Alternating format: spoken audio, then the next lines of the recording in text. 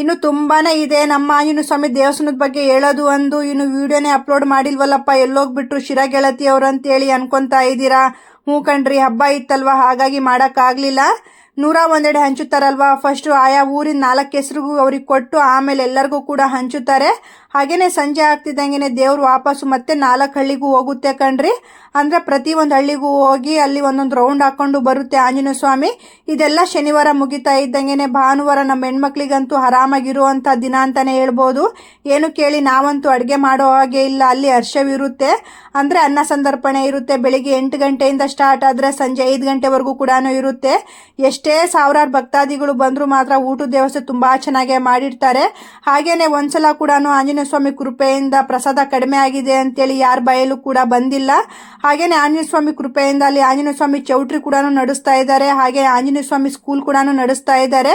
ಹಾಗೇನೆ ಆಂಜನೇಯ ಸ್ವಾಮಿ ಎಲ್ಲರಿಗೂ ಕೂಡ ಒಳ್ಳೇದು ಮಾಡಲಿ ಅಂತೇಳಿ ನಾನು ಕೂಡ ದೇವರಲ್ಲಿ ಕೈ ಮುಕ್ಕೊಂತೀನಿ. ಹಾಗೇನೆ ನನ್ನ ವಿಡಿಯೋ ನೋಡಿ ಫಾಲೋ ಮಾಡೋದು ಮಾತ್ರ ಮರಿಬೇಡಿ. Thank you for watching.